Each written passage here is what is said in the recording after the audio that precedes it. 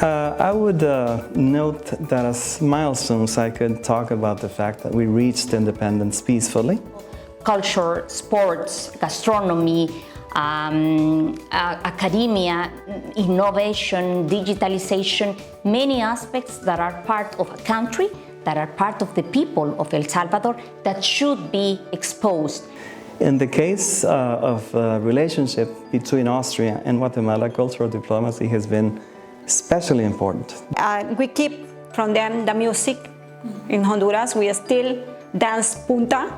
And currently, we have more than 31 areas of protection of our environment. We are suffering for climate change, and we are not producing greenhouses gases. Why the countries that produce these gases, these greenhouses gases, is only the countries that are taking the decision there. And each power had the possibility to play a key role in terms of a rule of law and to foster the democracy.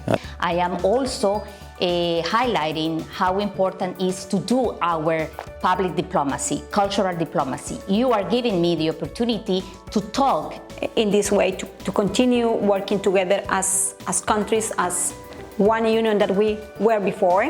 Thank you so much, because you are doing a great job, and I think it should be continued in this way. My name is Josipa Palac, and I'm the president of International Cultural Diversity Organization. We are here in Vienna, in one of the most intercultural cities in Europe.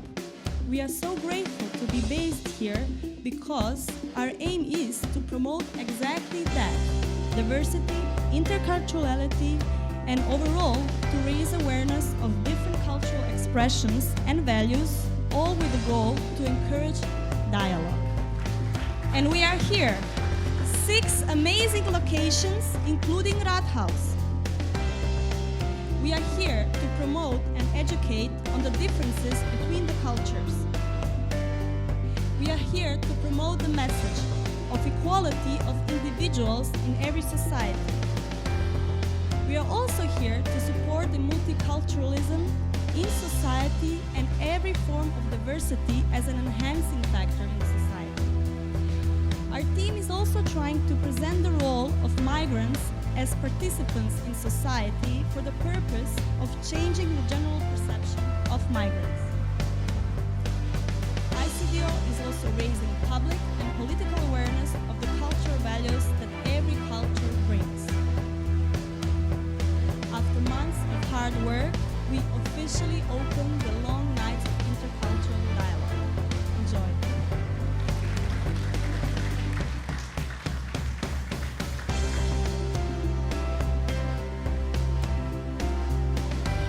It's a necessary initiative, as we see that, especially here in Vienna, we have such a variety of different cultures, yeah? And also expressions of different cultures. I can only underline that cultural diversity is really an enrichment. We are all living in countries who are becoming more and more ethnic diverse. It's worth to make this visible. And that's exactly what the Lange Nacht of Intercultureller Dialog is doing. It brings people together. It shows that cultural diversity is an enrichment for everybody. It just helps to know each other better. We're from the Philippines, and we are representing with our costumes the Tiboli tribe from Mindanao. My name is Brida Mbanga, and I'm from Zambia.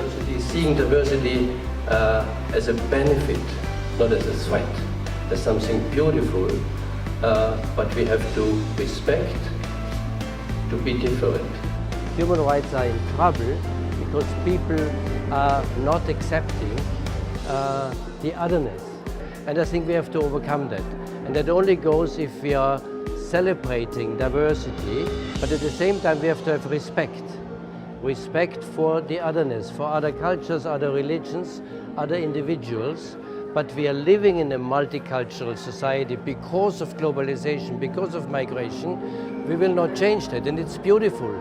If you see diversity as something positive, we can learn so much from others. but we should treat them in an equal manner, wherever they come from, whatever is their background, whatever is their religion, their culture. We are all human beings, and I think that is what counts.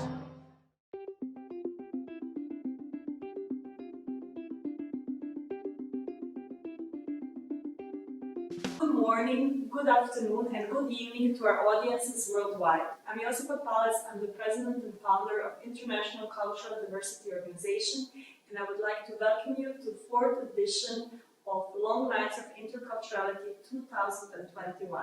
ICDO is thrilled to open the festival with a panel discussion, Cultural Diversity in Sustainable Development, the example of Central American countries. We are also very happy to celebrate 200 years of independence of Central American countries, together with the representatives from the region who are here with us in Austria, in Vienna. Also, I'm very happy to forge a dialogue with representatives on how Central America, as one of the most diverse and biodiverse parts of the world, is addressing sustainable development goals. It is my utmost pleasure to present today His Excellency Manuel Estuardo Roldan Barillas, Ambassador Extraordinary and Plenipotentiary of the Embassy of the Republic of Guatemala in Vienna, Austria. Her Excellency Ms. Julia Emma Villatoro Tario, Ambassador Extraordinary and Plenipotentiary of the Embassy of the Republic of El Salvador in Vienna, Austria. His Excellency Mr. Alejandro Solano Ortiz, Ambassador Extraordinary and Plenipotentiary of the Embassy of the Republic of Costa Rica in Vienna, Austria.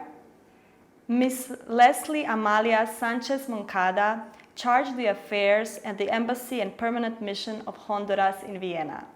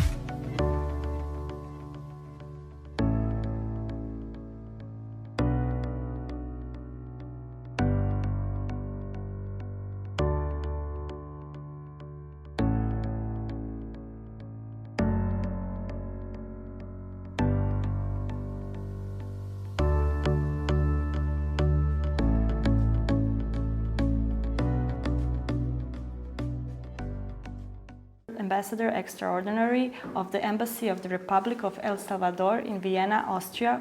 Welcome and thank you for joining us here today. Thank you very much, and now that I have the opportunity to also thank you for this wonderful initiative and for also thinking on the celebration of the 200 years of independence of Central American countries. So very honored and happy to be here with you and to exchange some comments about how the situation is nowadays. But thank you so much. First of all, we would like to congratulate you and Republic of El Salvador for achieving this huge milestone of having 200 years of independence. What would you emphasize as El Salvador's highest achievements in those 200 years as a democratic state? Thank you for the question. Actually, 200 years sound like a little bit long time, but if you see reality, It is not too much time, but as I see, or what I can tell you is the importance of freedom. I think this is something that we have and we continue working to get real freedom for the people of El Salvador. I have to say that from the government perspective, the people are the most important element a country has. And therefore, we are looking to continue having this freedom, the sovereignty, that are both values very important to empower people and to make them feel nationals of El Salvador, to be proud of them. And therefore, El Salvador and the government of the President Nayib Bukele is implementing a lot of measures that could be in a way some innovative, some new aspects that we say, oh, what is this? For example, the cryptocurrency. But the idea is to continue giving the people the freedom we got 200 years ago, but now we continue working to this. So this is something, and of course, it is very important if we have the human being, the person, the Salvadorian people, as the main focus or the main element of focus in a country. The idea is to continue working for this element, which is the most important. Thank you so much for such a nice message that you're sending for El Salvador people, but also everyone. As human beings, yes. Exactly. Yes. Participating in the ICDO Long Nights of Interculturality is one of the ways of practicing cultural diplomacy. Has cultural diplomacy been important in helping to promote El Salvador's cultural diversity and influence bilateral relationships? Yes, absolutely. And I have to say that this concept of cultural diplomacy is something very important. Again, the government of President Nayib Bukele has implemented this idea. Indeed, I personally received training, a course on public diplomacy, which at the end is like the general concept of this matter. Why? Because he is very interested in promoting not only diplomacy in a classical way, or as we already know, tradition has showed, but also culture, sports, gastronomy, academia, innovation, digitalization, many aspects that are part of a country, that are part of the people of El Salvador, that should be exposed. And we as diplomats have an important task to show the world, because now we are living in a global dimension, and therefore it is important to expand the message, to show our people, to show our culture. For example, as you have mentioned, this event is related to our main task, which is the public diplomacy, but in a particular way to talk about the history,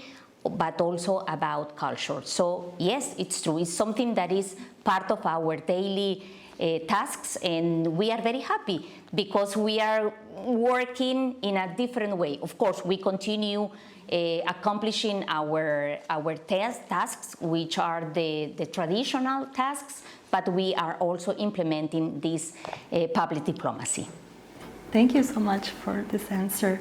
We would like to compliment the efforts and important steps that the government of El Salvador has made in recognition of indigenous people of El Salvador as important part of multi-ethnic and multicultural country, as well as the maintenance of the development of their ethnic and cultural identities.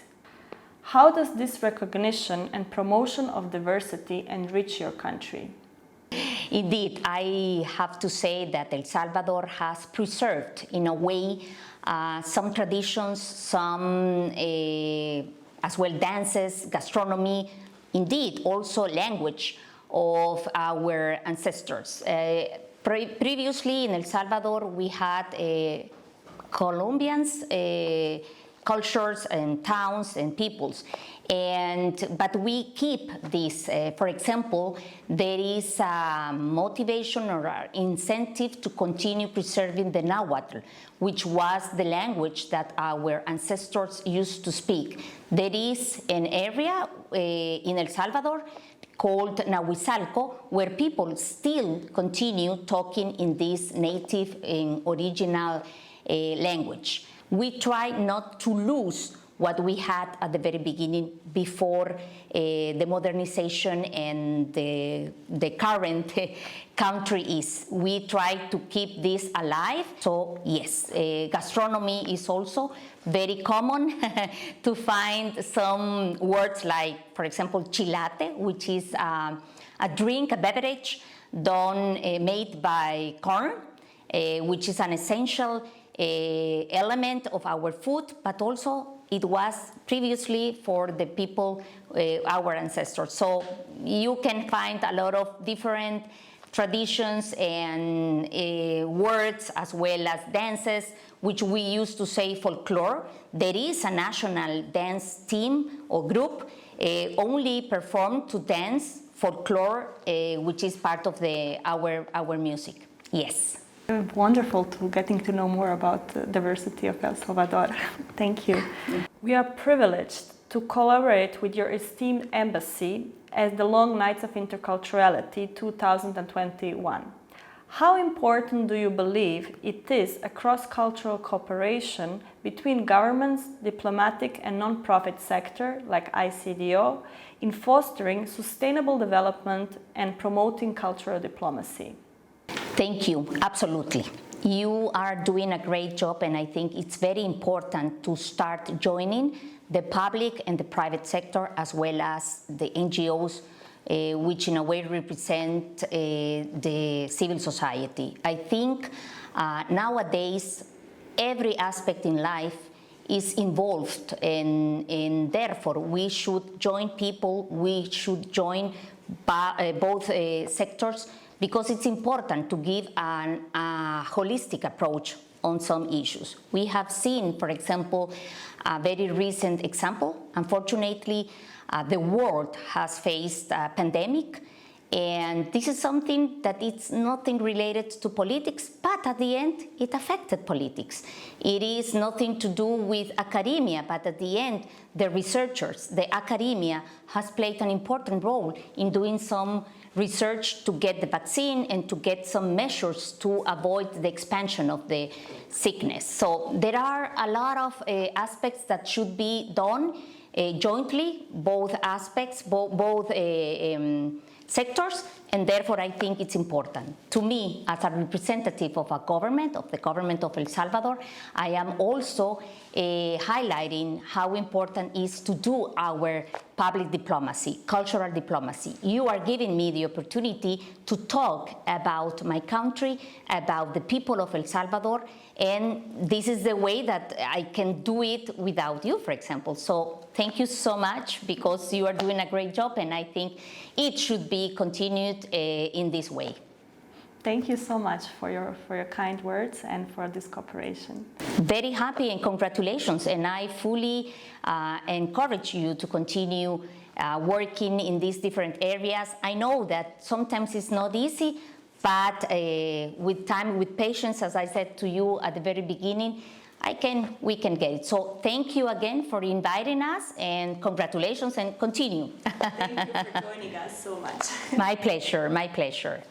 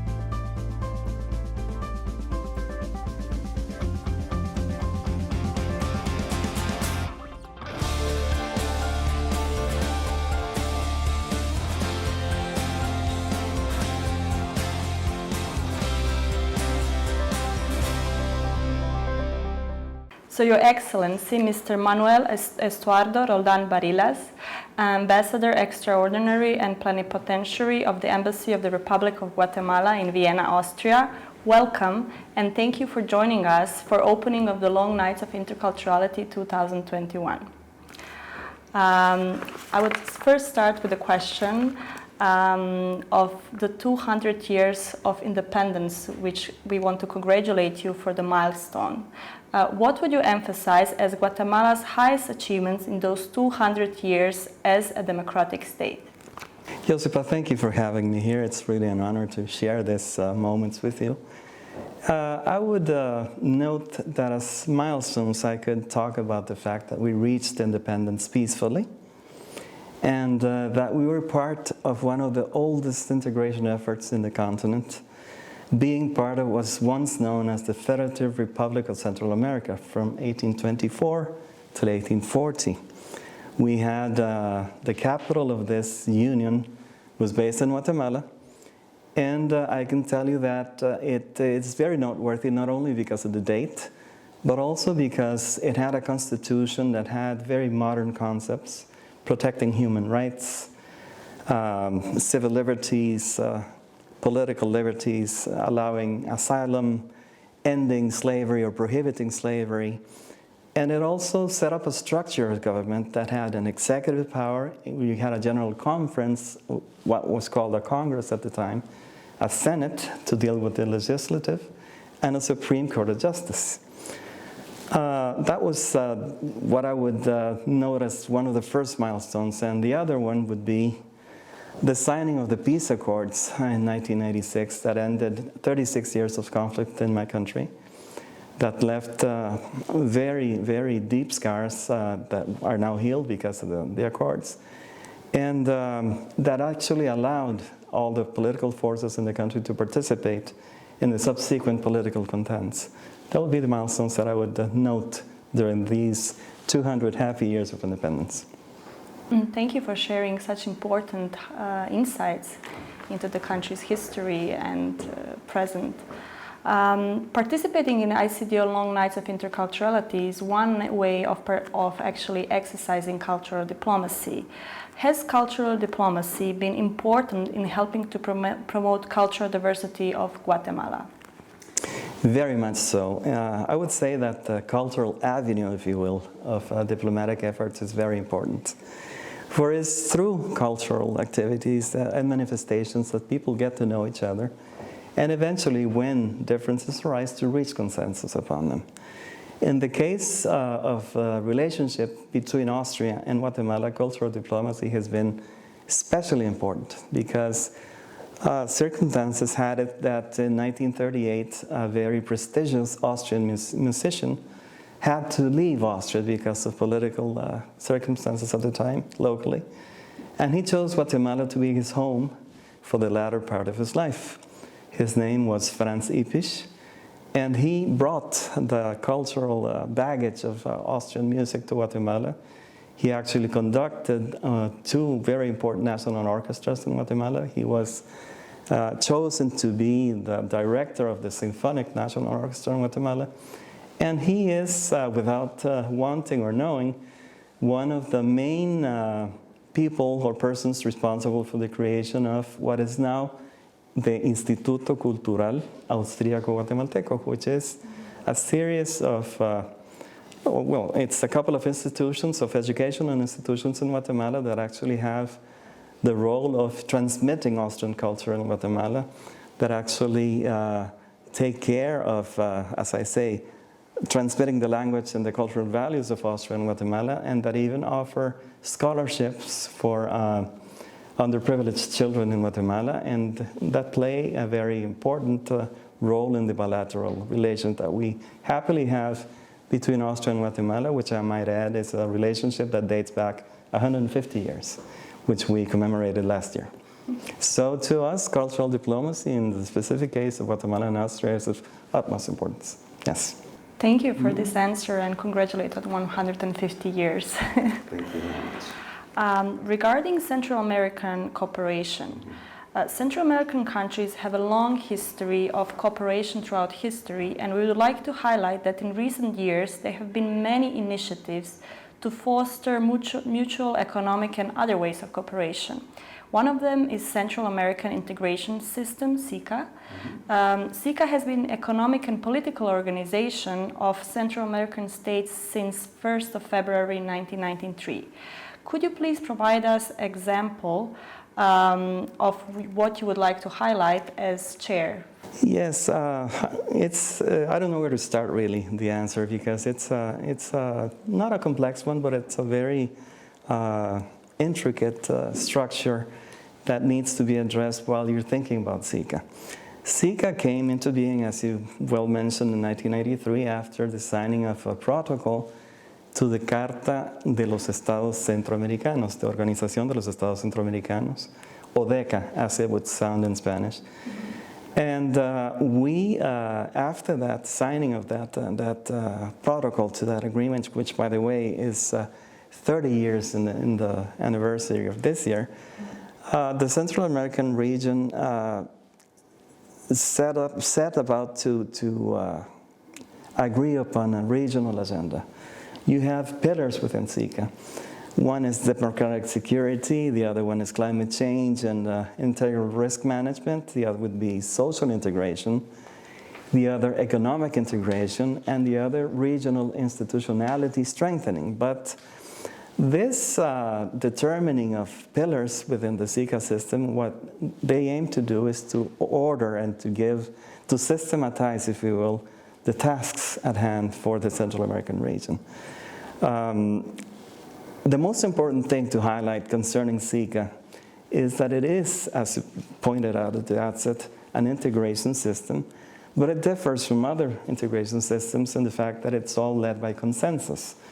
Consensus between who, you would ask? I would tell you between the chiefs of state and government of all the 8 countries participating in that initiative. And you have this level of authority. The meeting of the chiefs of state and government would be the highest authority.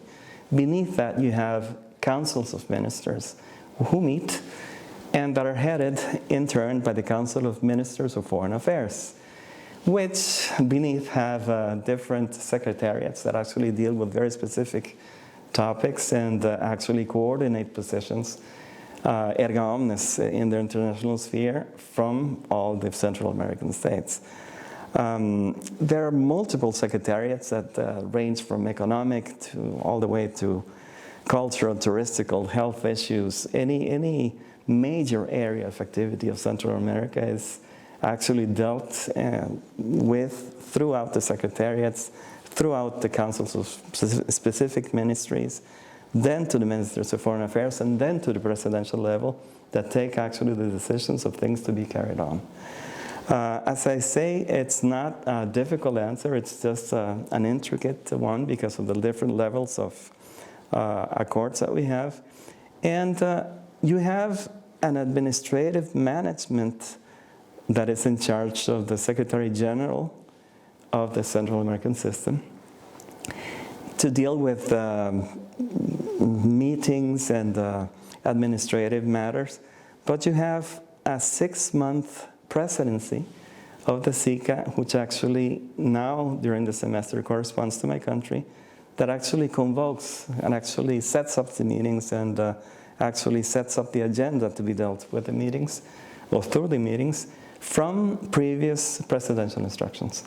So this has been a system that we have been perfecting for, well, ever since the 60s, that actually has a very important arm, if you will, that pertains to economic integration, that is, as a matter of fact, a little bit older, because SICA in its origins, saying ODECA started in the 60s, whereas economic integration started a little bit before. And you have CIECA, which is the Secretaría de Integración Económica Centroamericana, that actually deals with trade unions between Guatemala and Honduras at the moment, with the free trade agreements and conversations pertaining to the economic scenario of the relationship between the countries. Thank you for such a detailed answer and explaining how the system works. I would continue with cultural diversity. The political constitution of Republic of Guatemala recognized the existence of indigenous peoples and calls itself a multicultural society. Do you believe that a diverse population enriches your country, and to what extent? I wouldn't say enriches, I would say describes. Guatemala is a multicultural and pluriethnical society. You have 23 different and independently recognized ethnical groups that actually have 23 different languages. I'm not talking about dialects or socialects, you're talking about languages, some of which have written traditions and some of which do not.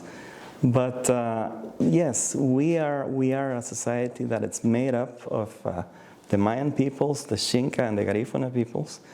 And within the Maya, you have specific or very important language traditions that actually paint a mosaic of culture in Guatemala, who is a country that cannot talk about being a country if you don't mention the different colors of every single cultural expression that the country has. So yes, cultural diversity is of utmost importance in Guatemala. We have, within the peace process that I actually mentioned in the past, recent past, in '96, one of the different agreements that was signed had to do with identity and rights of indigenous peoples.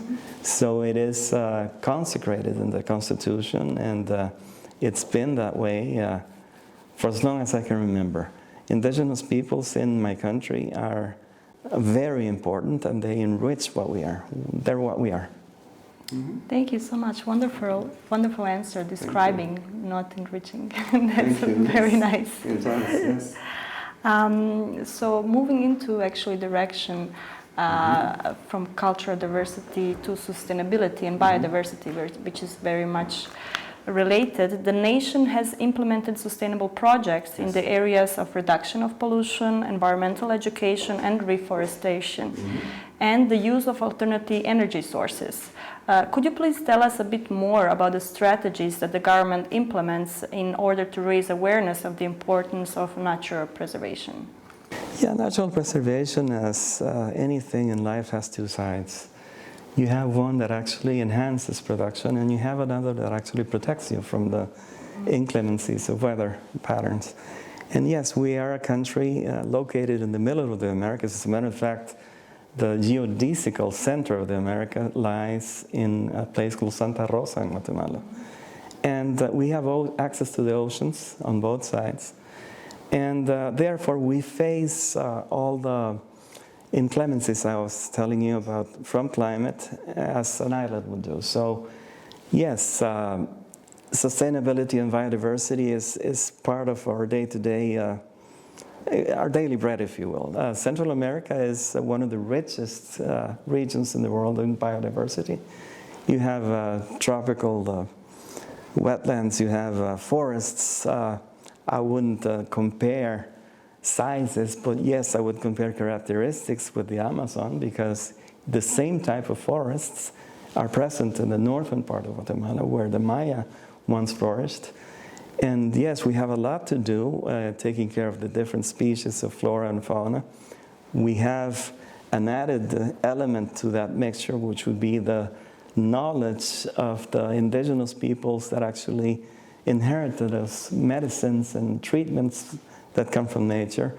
We have our major blessing in Guatemala is we're a very water-rich country. So being cognizant of those facts makes us be very careful in trying to transmit the necessity of having proper environmental education and care. We are green, if you will, and we believe that that is what we were entrusted with, and we must take care of it in order to survive, to persist. Yeah. Thank you so much for this beautiful message. Thank you very much. If there is something more, some message that you would like to say, please be well. I would just point out the value of initiatives like yours.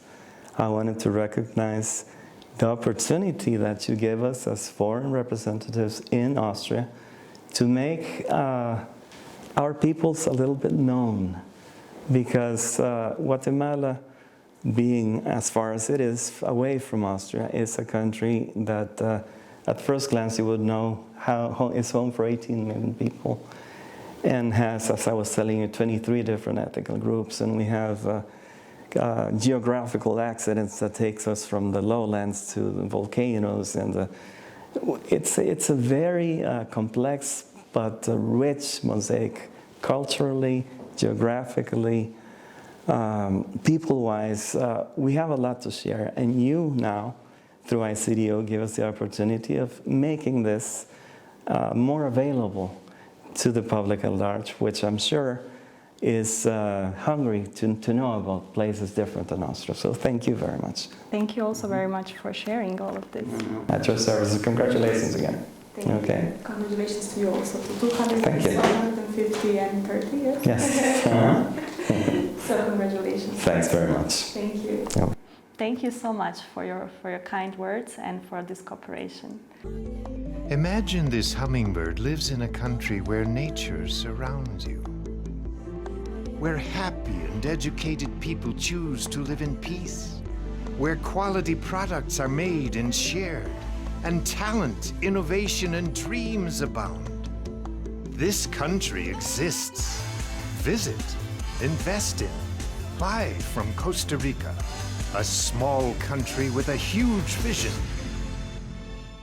His Excellency, Mr. Alejandro Solano Ortiz, Ambassador Extraordinary and Plenipotentiary of the Republic of Costa Rica to Austria, welcome and thank you for joining us for the Long Nights of Interculturality 2021. Thank you. At the outset, let me thank for the invitation. And this is a very exceptional year. It's the bicentenary of our independence. What does it mean? Well, it's the challenge of one country that during 2 centuries has had the opportunity to provide to their citizens a good development. As you know, we are celebrated almost 80 years of abolition of our armed forces. But before that, we are one of the strongest democracies in the continent since the 19th century. And our governance has been especially teachers and lawyers. So our country has traditionally been a strong democracy, rule of law, and a state that provide the citizens a lot of opportunities. Of course, there are many challenges, and these 200 years of independence also define the challenge that our country has in the forthcoming years, especially in provided opportunities to all the inhabitants of our country, because it's clear that not all the people have received all the opportunities in terms of human development. So this is the challenge that we have ahead, but also new challenges, especially in issues like the environment. We are the challenge to become a carbon neutral country in 2 decades. So there are many actions ahead in terms of to try to reach these goals. Thank you so much for this answer and all of these achievements in 200 years. Participating in ICDO Long Nights of Interculturality is one way of practicing cultural diplomacy. Has cultural diplomacy been important in helping to promote Costa Rica's influence and bilateral relationships? Yes, of course. I think that this is one of the cornerstones of our new policy. We are trying to promote different areas of interest in terms of to diversify the role of our country and especially the role of our inhabitants in the international arena. Not only through the political profile, but also through the cultural diversity that our people offer worldwide. We have a lot of different activities that through different manifestations of arts, through the possibility that our inhabitants can explain through different manifestations, for instance, theater, dancers, through the pictures, through the different pieces of art that we are trying, even that we are facing some economical constraints, that we can show to the world that Costa Rica is not only peace, it's not only nature, but it's also culture.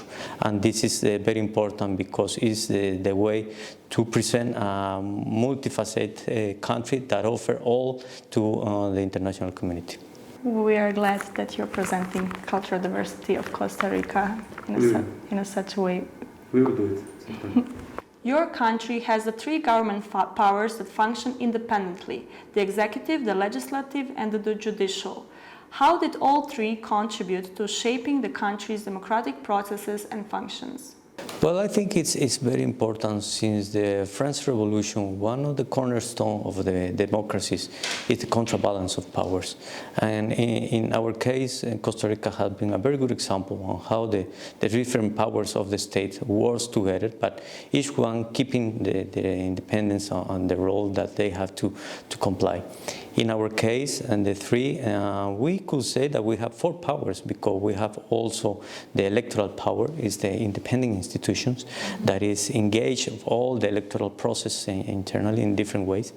And each power had the possibility to play a key role in terms of a rule of law and to foster the democracy. I think it is very important when one state can consolidate the role of its powers.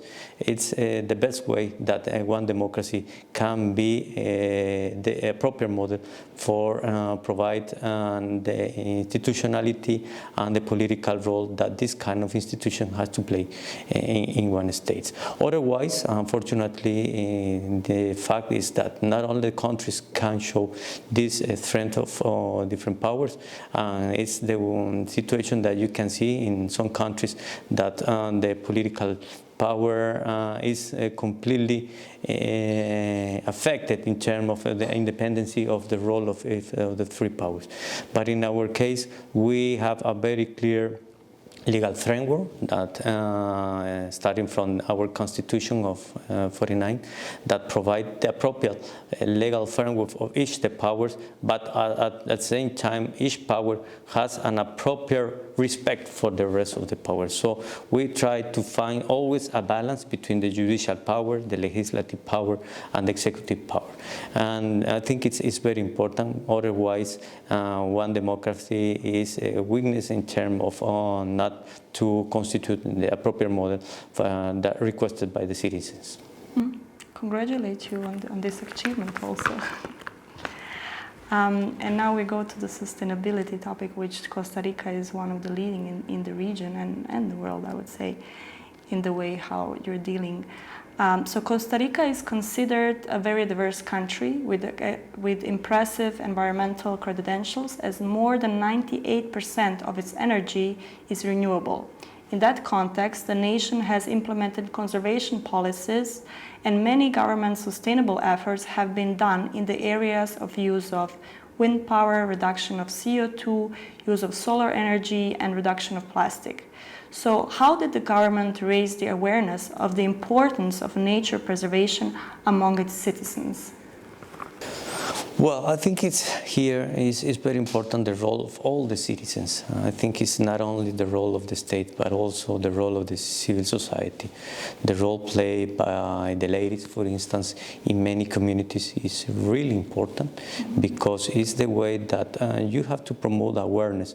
But how to promote this awareness if all the citizens at the end are responsible to implement these policies are outside of the process?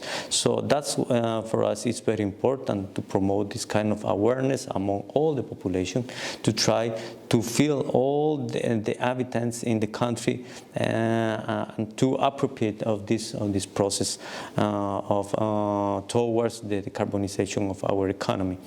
In terms of the environment policies, let me recall that in the 60s and 70s, Costa Rica was one of the countries that the largest deforestations worldwide.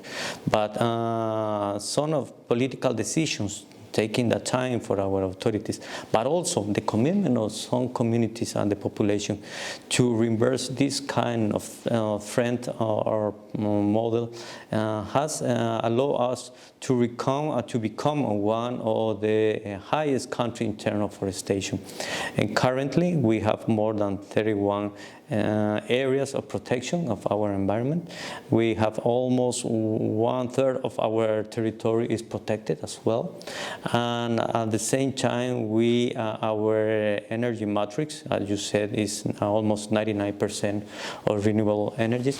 And the idea is to try to reverse another areas that still have some impact, especially the public transportation is probably one of the big challenges that we have in terms of to reach this goal of become a neutral carbon country. But I repeat, I think this is not just a commitment of the government. You can do anything, it's just to implement policies. You need the full commitment of all the population. In this field, I think it's very important the role played by the youth, by the women, and the indigenous communities. I think it's very important to recognize the role of all these actors in this process. Congratulate you on this achievement and your excellent example for other countries in the region. Would you like to maybe add another message that you would like to send? I think it's very important opportunity that for the Central American countries, and I'm talking on behalf of all my country, but I'm sure that I'm sharing the same feeling that all the countries has, is that this anniversary means the opportunity for our states to make probably a stop and to try to relaunch the integration process that is very important. We are small countries in our area, and the idea is to try to find new ways that the states, smaller states in our region, very vulnerable states, can provide opportunities to our citizens. We have an important number of our population that are still excluded from the development, and this is the commitment that we have, recognizing that this 200th anniversary means also the opportunity to include and to provide opportunity, especially for those that are right now are excluded of this model of development. Thank you so much for sharing your experiences and insight in Costa Rica's society. You're welcome. Thank you very much for the invitation. Thank you very much for participating.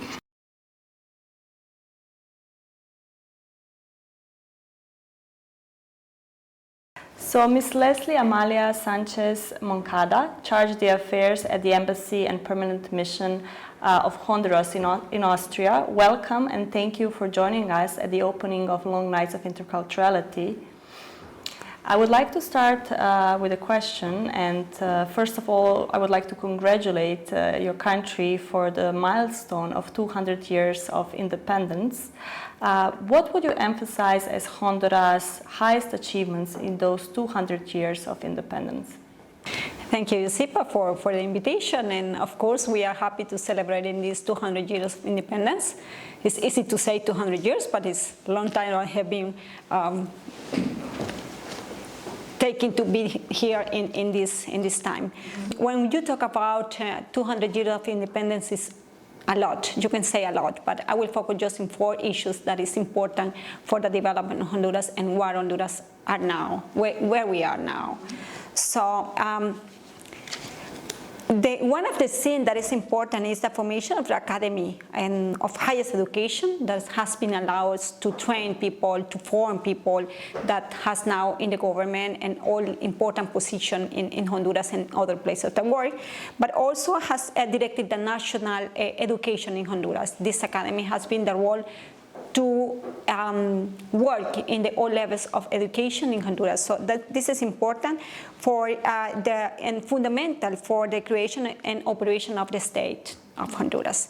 And another thing that is important is the creation of the framework, legal framework, creation of institutions, agencies, and also the bureaucracy in favor of the public administration, because this is important to manage all the government and what we do. And with the creation of this the framework and the three delimitation of the power, it is important because each power has the own role and his own activities to manage and to continue with the democracy that we have now in Honduras. And another thing that is important to highlight is the delimitation, the geographical delimitation of our country, and that had been, taking too many, I can say, like conflicts sometimes, but we continue with all our land. We have all our land that we since the beginning, so this has been hard work to do it. And another thing that is important is the creation of the domestic market. This is really important because after the liberal reform, and they allow us the consolidation of the financial system, the industry, the market, the products, and also the way of communication that is important for the development of a country. This has been essential for the development. So these four things I can say, we can mention more, but these four things are really important. I know that the road has not been easy to be here, but we desire to build a nation with our own identity, and we have been overcome obstacle, conflict, even international interventions. But in 200 years of independence, not everything is said and done. We have to continue working to build and to construct a better nation for future generations. Thank you so much for answering and explaining these four huge milestones that you have achieved in these 200 years, long 200 years, as you say. So I would move forward with a question about cultural diplomacy. So participating in ICDO Long Nights of Interculturality is one way of promoting cultural diplomacy. Has cultural diplomacy been important in promotion of Honduras and bilateral relationships? Of course. Nowadays, the relation between the countries has been moved forward in other concepts, not only in the cooperation and the political issues. And the cultural diplomacy is something that has taken more importance because it's a way to show how people and how countries are. So promoting culture is also a way to attract investment in our countries. Thank you so much. This is very important, and we are happy you're participating with us here, doing cultural diplomacy together. Thank you. When we talk about government structure and democratic processes, we also have to address that the country, Honduras, has three government powers that function independently: the executive, the legislative, and the judicial. How did all three contribute to shaping the country's democratic processes and functions? Yes, as I mentioned before, with the creation of the legal framework and the delimitation of the powers of the state has been established. This allows us to have independent powers, each one focused on its role and his mandate. Remember that Honduras is a sovereign nation with a representative democracy, where people decide every 4 years what they really want. So we have the election every 4 years that it was has in our framework, legal framework, and of course we as government and as people of Honduras, we can say what is the government that we want, and we can change every 4 years. So this is really important, and every single power of a state, every power of the state has their own mandate. They are complementary, they work together to have the representative of Honduras in every election that we have. Thank you so much for this answer. I would move on into Central American cooperation, and I would like to ask you about Honduras' role in promoting Central American cooperation. Yes, Honduras has been a country that promoted the union of Central America from the beginning of our independence of Central America. So today we can see how the process of the custom union, for example, it was one important issue that Honduras has been promoting in this way to continue working together as countries, as one union that we were before.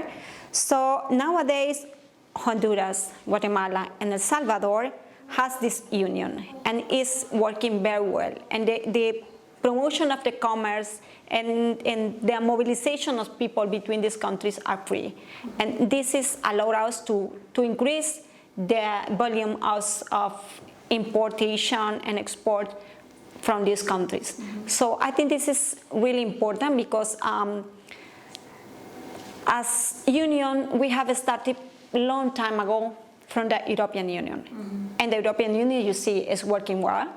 But Honduras now with this process is step by step. But it's something that we are really proud to have it and to show to the world that is working. And we hope that other countries like Costa Rica and Nicaragua can join this process to have the custom union working for all Central American countries. Thank you, and thank you, Honduras, for promoting it. Okay, so we move forward to the questions about cultural diversity. Honduras is a country with diverse cultural heritage. Can you tell us more about Honduras' richness? Of course, Honduras is a multi-ethnic and multicultural country with a rich cultural heritage, as you know. About 2% of the people are white, so we are really mixed people.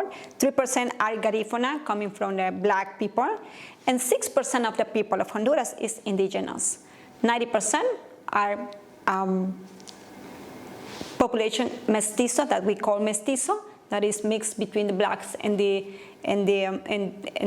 black people, so like me, mestizo. So yes, this is really important because all this group are still with the custom, with the music, with the food, with the all customs continue, and the government is promoting to have all these groups alive until now. The ethnic group are very varied, as I mentioned, and Garifunas or Afro-descendants, Misquitos, Lencas, and also Tolupan and Pech, we have it. The cultural heritage is that we have now, we keep from them the music in Honduras. We still dance punta, and the colorful of the clothes that we have from the ethnic groups is very varied in different ways in the people, not only in the indigenous people, but in the whole people of Honduras, using the colorful of this material, and the dance and other things that we are keeping and we are proud to keep from these groups. Thank you. Honduras is really a rich and diverse country with a rich heritage, and it's very, very nice to safeguard all of this richness of the country. We would move forward with sustainability and biodiversity. So the establishment of the strategic framework of consumption and sustainable production in 2018 is a significant effort in sustainable development efforts in the country. What are the highlights of the project, and what are the strategies that are being executed to raise awareness about the protection of the environment?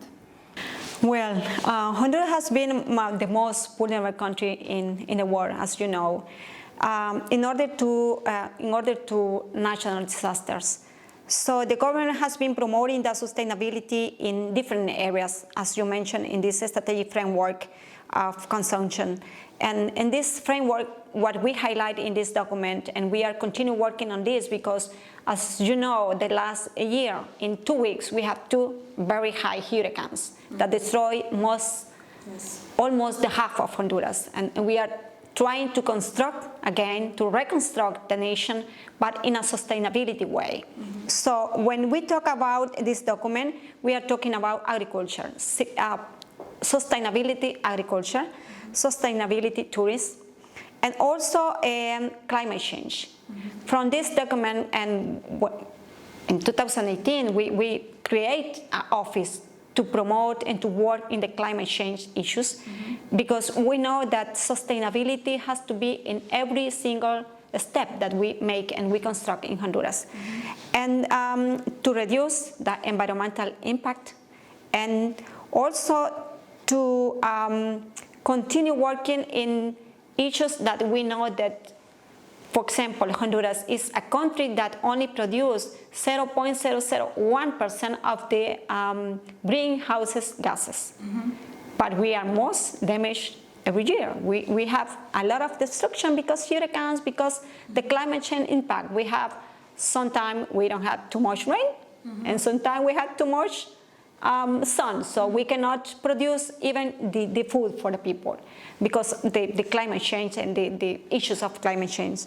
So what we really want nowadays is working on the process to be part of the, for example, the board of the Green Climate Fund that we know that exists a long time ago from the Declaration of Paris, but still the fund is not there. So what we really want is to be there, to be part of this board, to show how to work, because we are living in this condition. We are suffering for climate change, and we are not producing greenhouses gases. So the issue has to be managed in a way that countries are living these conditions. So why the countries that produce these gases, these greenhouse gases, is only the countries that are taking the decision there. But we need to be there to show how to do it and to try to focus on this issue, because development has to be sustainable. It's not possible to develop a country without taking in consideration these issues.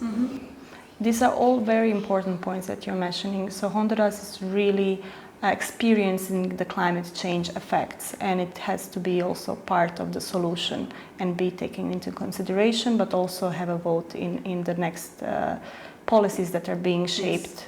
That's a very important point. Thank you for highlighting this and giving us very vivid example of, and I'm also very sorry about the recent hurricanes and everything, which was really destroying the vegetation and also had effect on the society of Honduras. Hope you recover soon.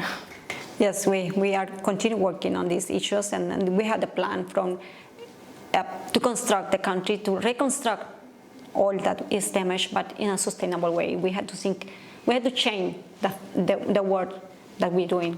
Thank you for giving a good example for also other countries.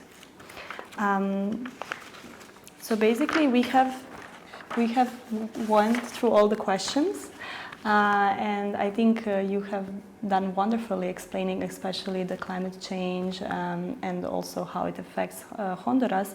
So if you would like to say certain message that you would like to transmit, or if you would like to highlight something more, you're welcome to do so. Thank you for having us here in the ICDO to be part of these Long Night Interculturality activities that we are doing.